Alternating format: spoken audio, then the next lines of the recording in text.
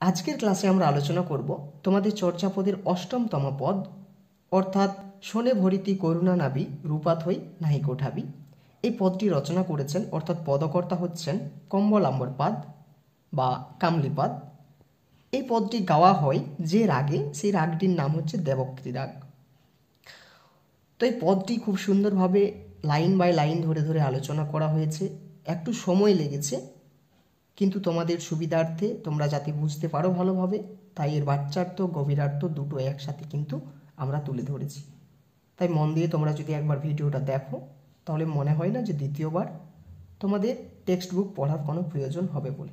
তো চলো তাহলে আমরা চলে যাচ্ছি একদম পদে। শোনে ভরিতি করুণা নাবি রূপাথই নাহি কোঠাবি, এটা হচ্ছে পদটির প্রথম দু লাইন।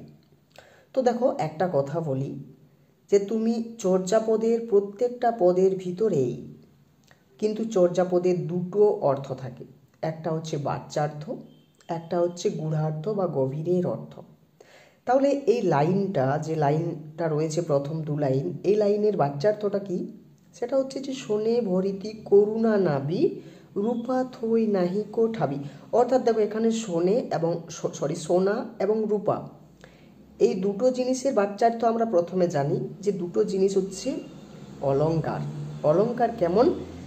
মনে করো তুমি বিয়ে বাড়িতে গেছো, সেখানে তুমি সোনার গয়না কিংবা রূপার গয়না কিংবা সোনার চেন কিংবা রূপার চেন পরিধান করেছ। কেন? সুন্দর দেখানোর জন্য। এইটা হচ্ছে এর বাচ্চার্থ, অর্থাৎ সোনা আর রূপার বাচ্চার্থ এখানে কিন্তু সেই সোনা আর রূপই। অর্থাৎ কি বলছেন পদকর্তা বাচ্চার্থে? যে শোনে ভরিতি করুণা নাবি, অর্থাৎ সোনা দ্বারা করুণার নৌকা, নাবি অর্থাৎ নৌকা, পরিপূর্ণ হয়ে গেছে। রূপা থই নাহি কোঠাবি, থই অর্থাৎ স্থান বা জায়গা, থই অর্থাৎ জায়গা, রূপা থই নাহি কোঠাবি অর্থাৎ সোনা দ্বারা করুণার নৌকা পরিপূর্ণ হয়ে গেছে, সেখানে রূপা রাখার কোনো জায়গা নেই বা স্থান নেই। এটা হচ্ছে প্রথম দু লাইনের বাচ্যার্থ। কিন্তু পদকর্তা তো আমাদের বাচ্চার্থ বোঝানোর জন্য আর পদটি রচনা করেননি, তিনি আমাদের অবশ্যই এর ভিতরের কিছু, এই পদটির মাধ্যমে আমাদের কিছু ইঙ্গিত দিতে চেয়েছেন। তো সেই ইঙ্গিতটি ধরার কাজেই হচ্ছে আমাদের চর্যাপদের পাঠ্য, অর্থাৎ আমাদের চর্যাপদ পড়তে হবে পদকর্তার সেই ইঙ্গিতকে ধরার জন্য। তাহলে পদকর্তা কি বলছেন আমাদের? এর গূঢ় অর্থটা কি? যে শোনে ভরিতি করুণা নাবি রূপা থই নাহি কোঠাবি। তাহলে সোনার বাচ্চার্থ বুঝলাম, এখন সোনার গূঢ়ার্থ বুঝতে হবে। সোনার গূঢ়ার্থ হচ্ছে, অর্থাৎ পদকর্তা আমাদের যা ইঙ্গিত দিতে চাইছেন সোনা শব্দটির ভিতরে, তার অর্থ হচ্ছে যে শূন্য জ্ঞান। এখানে সোনা শব্দের অর্থ হলো শূন্য জ্ঞান। করুণা নাবি, দেখো করুণা, করুণা মানে আমরা জানি যে করুণা মানে কি? করুণার সাগর, দয়ার সাগর, এ ধরনের কথা শুনেছো তো তোমরা। তাহলে সেই করুণা, করুণা অর্থাৎ কি? যেটা আমাদের পিছু টান করে, অর্থাৎ কি করুণা, এখানে করুণা নাবি অর্থাৎ বলতে চাইছেন পদকর্তা যে ভব সংসারের নদী, ঠিক আছে, নদী না, ভব সংসারের নৌকো।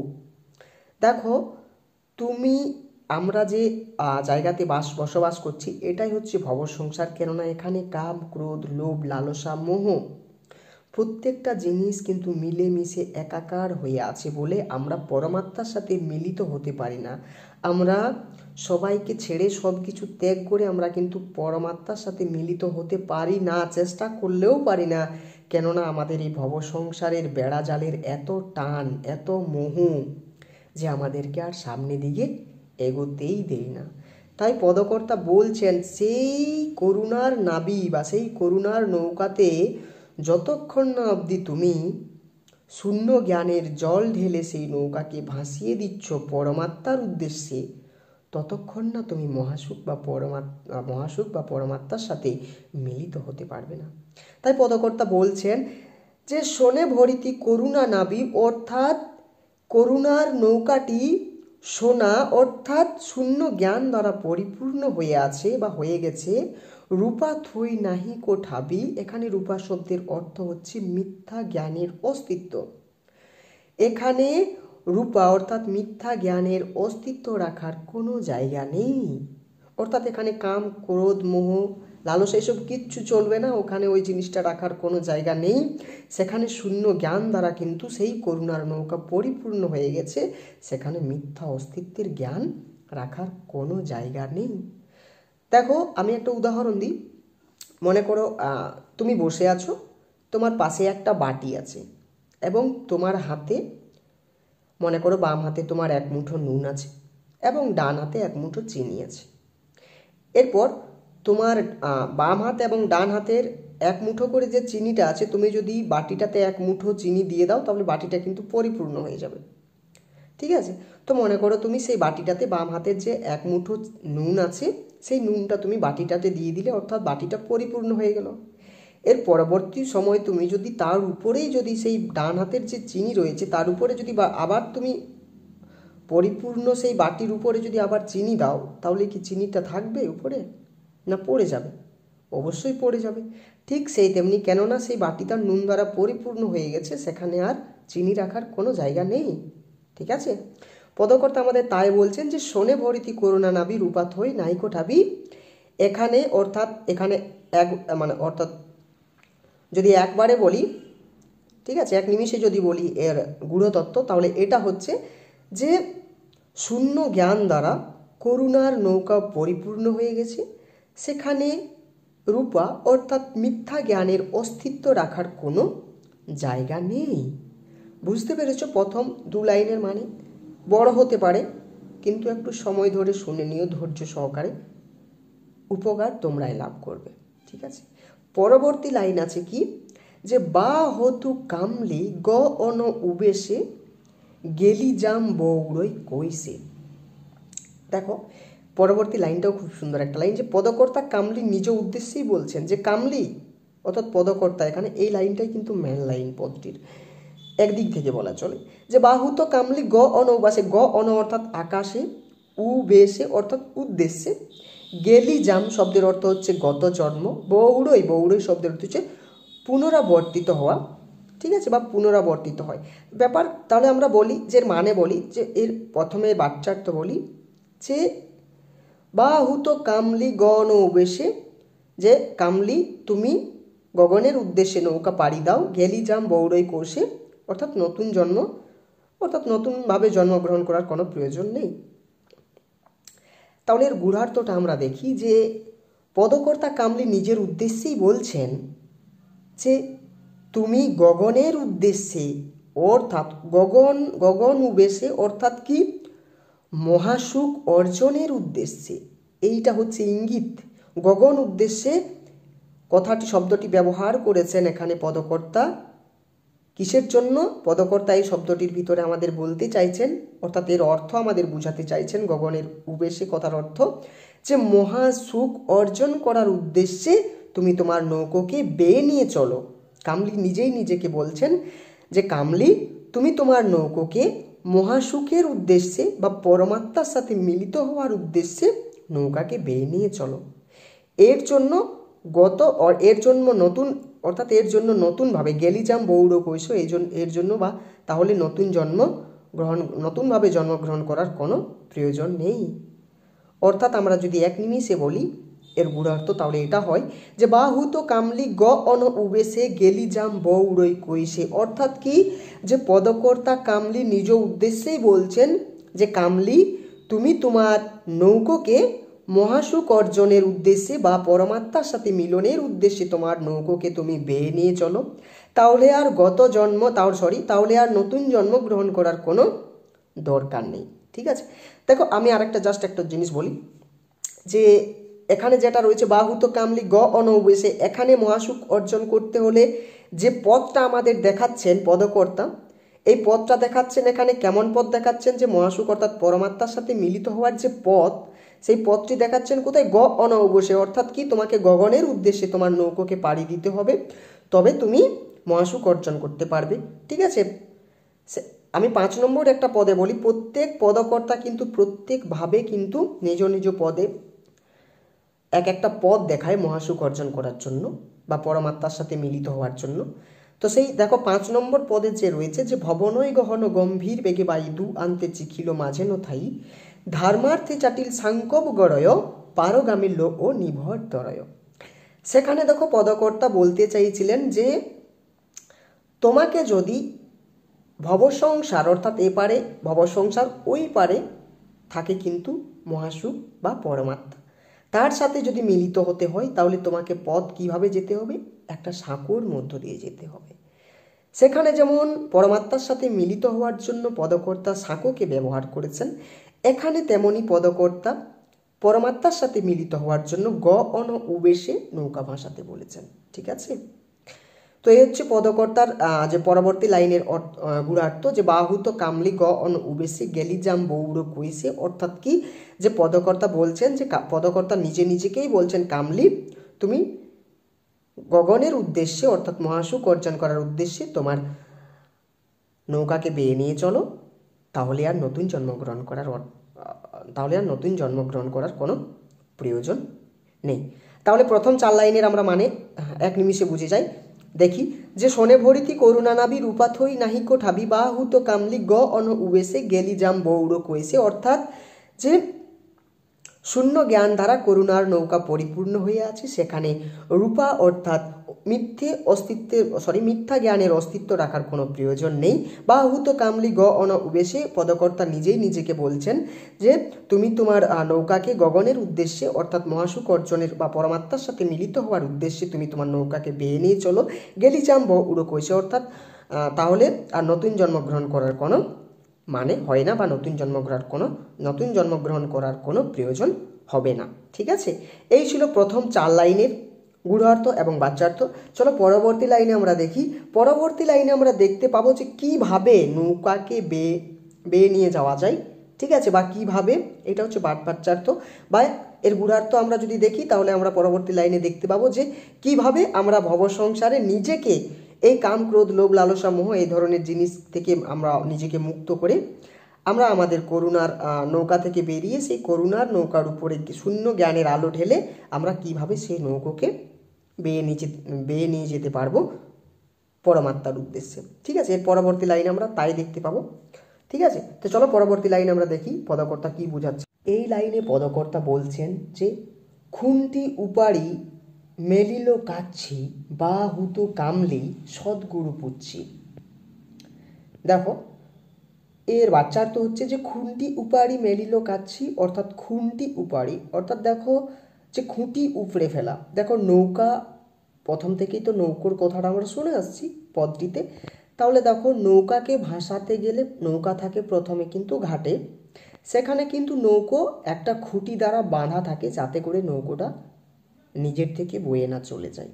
ঠিক আছে, তো তারপরে সেই খুঁটিটা বাঁধা থাকে কিন্তু একটা দড়ি দিয়ে। তো পদকর্তা বলছেন যে সেই খুঁটিটি উপড়ে ফেললাম এবং সেই যে দড়ি, সেই দড়িটি খুঁটির উপর দিয়ে খুলে দড়িটি ছেড়ে দিয়ে নৌকাটাকে এবার পদকর্তা ভাসাবেন। তো ভাসানোর আগে বাহুত কামলি, অর্থাৎ ভাসানোর আগে কামলি সদ্গুরু পূজ্য, অর্থাৎ তার নিজ গুরুকে জিজ্ঞেস করে নিবে, তারপরে সে তার নৌকাটা ভাসাবে। এটা হচ্ছে তার বাচ্যার্থ। কিন্তু এর গূঢ় অর্থ, অর্থাৎ এর যদি আমরা গভীরের অর্থ বুঝি তাহলে আমাদেরকে দেখতে হবে এখানে খুন্তি উপাড়ি, এটা একটা ইঙ্গিত, মেলিল কাচ্ছি বাহুত কামলি সদ্গুরু পুচ্ছি।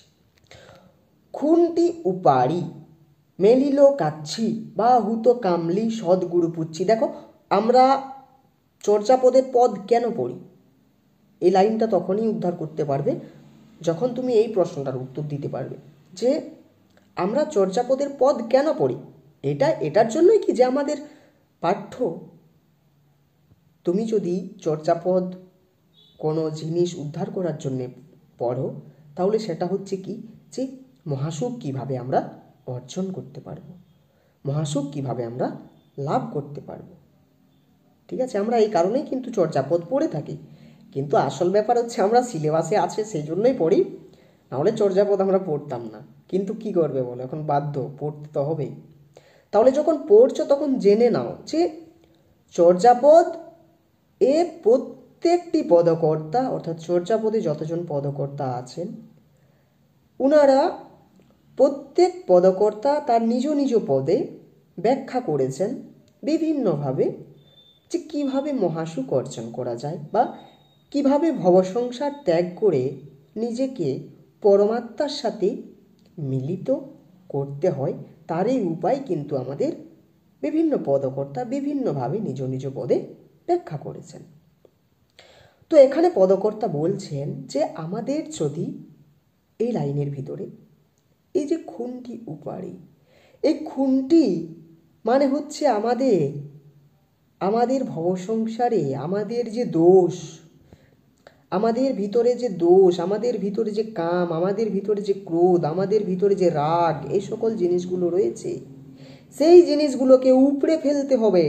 সেই জিনিসগুলোকে যখনই তুমি উপড়ে ফেলে নিজেকে শূন্য জ্ঞানের ভিতরে চালনা করতে পারবে, নিজেকে যখনই তুমি পরমাত্মার উদ্দেশ্যে, তখনই তুমি নিজেকে পরমাত্মার উদ্দেশ্যে নিজেকে চালনা করতে পারবে, যখন তুমি এই ধরনের খুঁটি অর্থাৎ এই ধরনের বাধা, এই যে কাম ক্রোধ লোভ লালসা মোহ ভবসংসারের সবার থেকে বড় বাধা এগুলো এই ধরনের জিনিসগুলোকে উপড়ে ফেলতে হবে এবং নিজেকে পরমাত্মার সাথে নিয়ে যাওয়ার জন্য প্রস্তুত করতে হবে। তারপর নিজেকে পরমাত্মার কাছে নিয়ে যাওয়ার জন্য তোমার দোষ গুণ কাম ক্রোধ লোভ লালসা মোহ সব কিছু পরিত্যাগ করার পর পদকর্তা বলছেন, নিজের উদ্দেশ্যেই বলছেন কিন্তু পদকর্তা, যে তারপর তুমি সদ্গুরুর কাছে, সেই পরমাত্মার কাছে পৌঁছানোর জন্য তুমি রাস্তা অর্থাৎ কিভাবে যাবে সেটার সম্বন্ধে তুমি জেনে নাও, তারপরে তুমি তোমার নৌকোকে বেয়ে নিয়ে চলো। ঠিক আছে? অর্থাৎ কি, যের গুণার্থ হচ্ছে যে খুন্তি উপাড়ি মেলিল কাচ্ছি বা হুত কামলি সদ্গুরু পুচ্ছি, অর্থাৎ আমাদের কাম ক্রোধ লোভ লালসা মোহ যে ধরনের বাধা বিপত্তি আমাদের মনের ভিতরে রয়েছে, সেগুলোকে পরিষ্কার করে নিজেকে পরমাত্মার সাথে মিলনের জন্য নিজেকে প্রস্তুত করে এরপর সদ্গুরু অর্থাৎ গুরুর কাছে উপদেশ নিয়েই কিন্তু আমাদের পরমাত্মার উদ্দেশ্যে রওনা দিতে হবে। ঠিক আছে? এই হচ্ছে এই পদটির, এই লাইনটির মানে।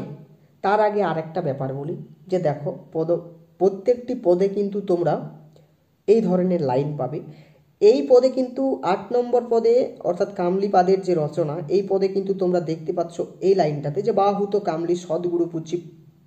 প্রত্যেকটা পদকর্তাই বলেছেন যে সদ্গুরু অর্থাৎ একজন গুরু ছাড়া তুমি কখনোই পরমাত্মার কাছে পৌঁছাতে পারবে না।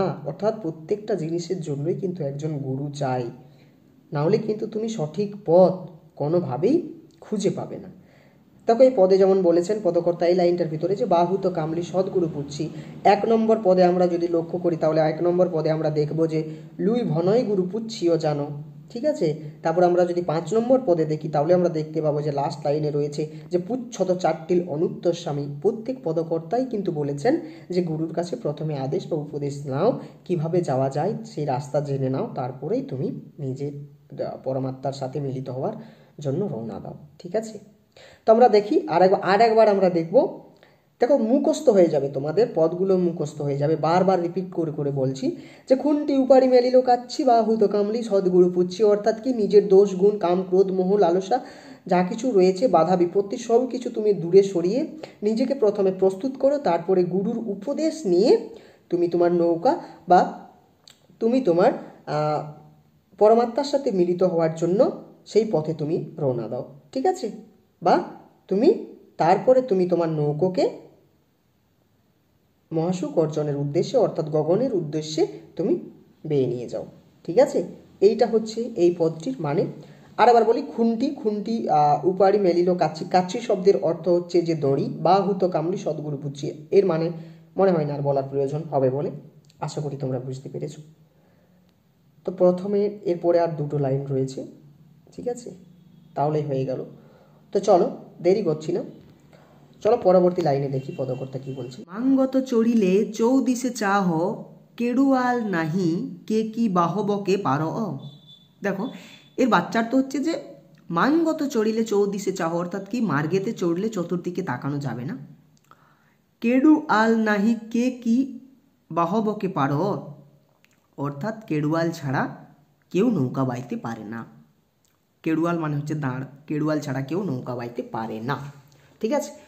তো এর গূঢ়ার্থ অর্থাৎ পদকর্তা বলছেন মার্গ, মাঙ্গত শব্দের অর্থ হচ্ছে মার্গ। মার্গ মানে কি বলতো, যখন তুমি মহাসুখ বা যখন তুমি কোনো জিনিস অর্জন করার জন্য নির্দিষ্ট একটা পথ বেছে নিবে, তাকে বলা হচ্ছে মার্গ। ঠিক আছে? তো মনে করো তুমি যাচ্ছ একটা রাস্তা থেকে আরেকটা রাস্তা, অর্থাৎ তুমি টার্গেট করেছো যে আমি এখন গ্র্যাজুয়েশন, অর্থাৎ আমি এখন বিএ ফার্স্ট সেম, আমি গ্র্যাজুয়েশন কমপ্লিট করার পরে আমি বিএড করব, তারপরে এসএসসি বসে টিচার হব। এরপরে মনে করো তুমি তোমার স্ট্রেট লাইনে তুমি যাচ্ছ, যেতে যেতে যদি বাড়ির লোক যদি তোমায় বলে যে এইখানে একটা ভালো চাকরি বার হয়েছে, তোমাকে কিন্তু করতেই হবে, এই চাকরিটার ফর্ম ফিল আপ করতেই হবে, তখন তুমি কি করবে? তোমার মন ভ্রষ্ট হবে না, দিকভ্রষ্ট হবে না? তোমার মন একটা লোভের ভিতরে যাবে না যে না, এইটা যদি আমি করি তাহলে অবশ্যই আমি চাকরিটা পেতে পারি, কি তাই তো? তাহলে তুমি তোমার কিন্তু সেই লক্ষ্য যেটা তুমি স্থির করেছিলে ওইখানে যাওয়ার আগে কিন্তু তুমি বাধা প্রাপ্ত হচ্ছ। পদকর্তা তাই বলছেন যে মাঙ্গত চড়িলে চৌদিশ চাহ, অর্থাৎ যে মার্গেতে যখন তুমি মার্গের পথে নিজেকে রওনা করবে তখন কিন্তু চতুর্দিকে তাকানো যাবে না। কেননা চতুর্দিকে তুমি যদি তাকাও তাহলে সেই ভব সংসারের পিছু টান তোমাকে কিন্তু আবার কিন্তু সেই করুণার নৌকাতেই নিয়ে চলে আসতে পারে। তাই পদকর্তা আমাদের বলছেন যে চতুর্দিকে তাকানো যাবে না। কেডু আল নাহি কে কি বাহবকে পারো ও। যখন তুমি নৌকা চালাবে, মনে করো নৌকা হয়তো নৌকা তুমি চালাবে বা নৌকা বেয়ে নিয়ে যাবে কোথাও, কেডুয়াল অর্থাৎ দাঁড় যদি নৌকাতে না থাকে তুমি চালাতে পারবে? পারবে কি? কোনো দিনও পারবে না, সম্ভব নয়। নৌকা চলবেই না। হাত দিয়ে নৌকা চালাবে নাকি, যে দুটো হাত দুদিকে, বাবা কি বড় হাত তোমাদের, হয় না, ওইভাবে হয় না। কেডুয়াল অর্থাৎ দাঁড় থাকতেই হয়, কোনো করার নেই, ওখানে দাঁড় ছাড়া নৌকা চলে না। তাই পদকর্তা বলছেন যে এখানে কেডুয়াল অর্থে পদকর্তা ব্যবহার করেছেন, আমাদের বোঝাতে চেয়েছেন যে গুরুর আদেশ, গুরুর বচন, যে গুরুর বচন বা গুরুর আদেশ ছাড়া তুমি কিভাবে পরমাত্মার সাথে মিলিত হতে পারবে? তার আদেশ একান্তই প্রয়োজন, তার আদেশ ছাড়া কেউ পরমাত্মার সাথে মিলিত হতে পারবে না। তাহলে এর আমরা কি পাচ্ছি? এর অর্থ আমরা পাচ্ছি যে মাঙ্গত চড়িলে চৌদিশে চাহ, অর্থাৎ মার্গেতে যদি, অর্থাৎ যখন তুমি পরমাত্মার সাথে মিলিত হওয়ার জন্য রওনা দিবে তখন চতুর্দিকে তাকানো যাবে না। কেননা তখন তুমি যদি চতুর্দিকে তাকাও তাহলে পিছু টান তোমাকে আক্রমণ করতে পারে এবং তুমি আবার কিন্তু তোমার পরমাত্মার সাথে মিলিত হওয়ার যে রাস্তা সেখান থেকে তুমি দিকভ্রষ্ট হতে পারো। ঠিক আছে? এই কারণে বলেছেন কেডুয়াল নাহি কে কি বাহবক পারো, অর্থাৎ কি পদকর্তা বলছেন যে যেমন কেডুয়াল ছাড়া নৌকা চালানো যায় না, অর্থাৎ দাঁড় ছাড়া নৌকা চালানো যায় না, ঠিক তেমনি গুরুর আদেশ বা গুরুর বচন ছাড়া পরমাত্মার সাথে মিলিত হওয়া যায় না। ঠিক আছে? বুঝতে পেরেছ? চলো এরপর লাস্ট লাইন, আমরা লাস্ট লাইনে দেখি পদকর্তা কি বলছেন। এই লাস্ট লাইনটা হচ্ছে যে বাম দাহিনো চাপি মিলি মিলি মাঙ্গা বাটথ মিলিল মহাসুখ সাঙ্গা। হাসি পাচ্ছে লাইনগুলো শুনে? আরে হাসি তো পাবে, বলো, মিলি মিলি মাঙ্গা মহাসুখ সাঙ্গা, হাসি পাবে না? তোমরা উচ্চ মাধ্যমিক থেকে ডাইরেক্ট এই ধরনের ফার্স্ট সেমে বাংলা অনার্স নিয়ে এই ধরনের লাইন পড়ছো, প্রথমে চর্যাপদে, সেটাও সিসি ওয়ানেই রয়েছে প্রথম পড়া চর্যাপদে। হাসি তো পাবেই কি, কিন্তু পরবর্তী সময়ে ঠিক হয়ে যাবে। এখন একটু হাসি পাবে কিন্তু পরবর্তী সময়ে ধীরে ধীরে ঠিক হয়ে যাবে। ঠিক আছে? তোর মানেটা বুঝে চলো যে বাম দাহিনো চাপি মিলি মিলি মাঙ্গা বাটত মিলিল মহাসুখ সাঙ্গা, অর্থাৎ দেখো এর আগের লাইনে পদকর্তা আমাদের বলেছেন যে গুরুর উপদেশ ছাড়া মহাসুখ বা পরমাত্মা লাভ করা যায় না বা পরমাত্মার সাথে মিলিত হওয়া যায় না। তাহলে তার উপদেশটা কি? তার উপদেশ তো থাকা প্রয়োজন, তার উপদেশ তো লাগবে মহাসুখ অর্জন করার জন্য বা পরমাত্মার সাথে মিলিত হওয়ার জন্য। তাহলে তার উপদেশ হচ্ছে এই লাস্ট লাইন যে বাম দাহিনো চাপি মিলি মিলি মাঙ্গা বাটত মিলিল মহাসুখ সাঙ্গা, অর্থাৎ কি বাম দিক এবং ডান দিক চেপে, অর্থাৎ ইড়া এবং পিঙ্গলা এর প্রতিবন্ধকতা দূর করে, অর্থাৎ কি ইড়া পিঙ্গলা অর্থাৎ হচ্ছে নিঃশ্বাসবাহী নাড়ি এবং প্রশ্বাসবাহী নাড়ি, এই দুটি নাড়িদ্বয়কে মধ্যমা নাড়ি অর্থাৎ সুষুম্নার সাথে মিলিত করতে পারলেই মহাসুখ লাভ করতে পারবে বা পরমাত্মার সাথে মিলিত হতে পারবে। বুঝতে পেরেছ? পুরো লাইন টু লাইন আলোচনা করে দিলাম, তাও যদি কোনো জায়গাতে বুঝতে অসুবিধা হয়ে থাকে তোমাদের, তাহলে কমেন্ট বক্সে জানাবে। পরবর্তী ভিডিওতে আমরা কিন্তু আলোচনা করে দেব, ঠিক আছে। আমি আর একবার বলি যে শিক্ষার কোনো প্রয়োজন নেই, রেজাল্ট খুবই ইম্পর্ট্যান্ট। বাকি যে দুটো পদ রয়েছে অর্থাৎ 14 নম্বর পদ এবং 22 নম্বর পদ, সেই পদ দুটি তোমরা বাড়ি বসে পড়ে নিবে, তাতে কোনো অসুবিধা নেই পরবর্তী সময়ে। কিন্তু মেন হচ্ছে এই 1, 5, 8 এই 3টে পদ করতে পারলেই কিন্তু তোমরা ফুল সিলেবাস কভার করতে পারবে চর্যাপদ থেকে, ঠিক আছে। এইটাই হচ্ছে ব্যাপার।